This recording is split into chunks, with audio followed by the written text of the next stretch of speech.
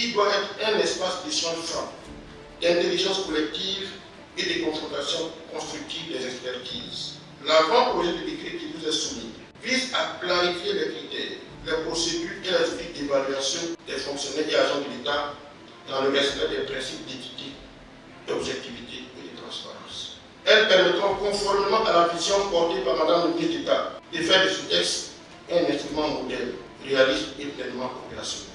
Au nom donc de Madame le ministre d'État, ministre de la fonction publique et de la modernisation de l'administration, je déclare officiellement ouvert les travaux de l'atelier de validation de l'avant-projet du décret fixant les modalités d'évaluation des fonctionnaires et agents de l'État. Je vous remercie de votre attention.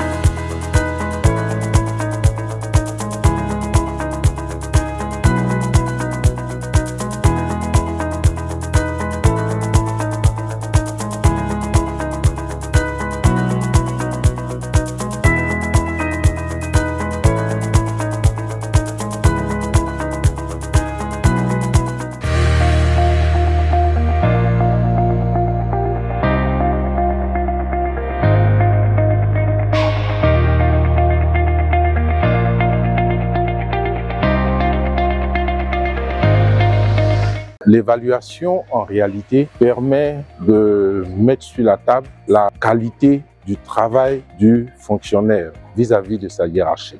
La hiérarchie lui donne des objectifs et la hiérarchie évalue le travail qui a été fait par rapport à l'atteinte de ces objectifs. Donc cela correspond pleinement à l'approche attendue par le gouvernement qui est d'aborder toutes les politiques publiques par la gestion par les résultats. Et qui dit gestion par les résultats dit service public rendu avec la bonne qualité dans l'intérêt de ceux qui reçoivent ce service public. L'intérêt principal de ce décret, c'est de mettre les fonctionnaires dans une situation telle que leur travail quotidien fournira du service public de qualité aux citoyens. Cet avant-projet pour l'évaluation est très important parce que nous, les RH, ça va nous aider, ça va nous permettre de voir au quotidien le travail que font nos agents et puis les amener à aller vers l'excellence, vers la performance. Alors le plus grand défi, dans un premier temps, il faut d'abord divulguer, il faut d'abord informer toutes ces mesures qui seront prises pour que notamment les fonctionnaires, nous tous, nous puissions comprendre pourquoi on parle d'évaluation au lieu de notation. Quel est l'intérêt? Parce que vous savez, quand il y a une nouvelle disposition qui est prise, en matière de changement, il y a toujours des personnes réfractaires. Il y en a qui adhèrent au début, mais il faut faire en sorte que nous puissions avoir le maximum de personnes qui adhèrent à cette réforme, comprennent cette réforme, afin qu'elles puissent mobiliser ceux qui sont réfractaires pour que nous puissions nous engager dans cette dynamique. Comme on veut avoir une administration publique, il faut avoir vraiment aussi des critères pour évaluer ce que nous faisons. Si on n'évalue pas ce que nous faisons, on ne peut pas savoir où on s'en va et est-ce que c'est bien fait, est-ce que c'est mal fait, qu'est-ce que nous devons apporter comme élément pour corriger ce que nous faisons.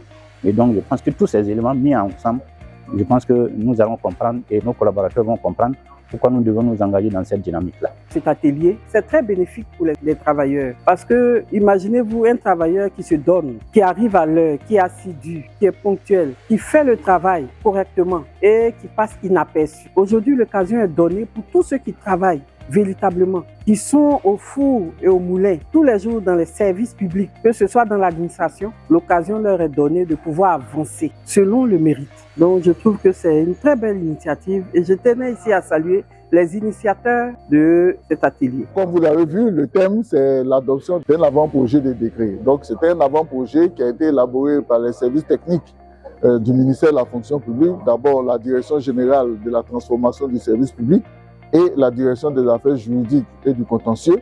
Et c'est cet avant-projet qui a été soumis à la sagacité des participants qui ont fait des observations, qui ont fait des propositions de réécriture, des propositions d'amendement, des recommandations. Bref, tout cet ensemble de données vont être agrégés, examinés, consolidés par le comité scientifique et vont être intégrés dans l'avant-projet qui va donc devenir le projet à présenter à Madame le ministre d'État qui, elle, à son tour, le portera au niveau du gouvernement pour une adoption d'abord au Conseil du gouvernement, puis en Conseil des ministres.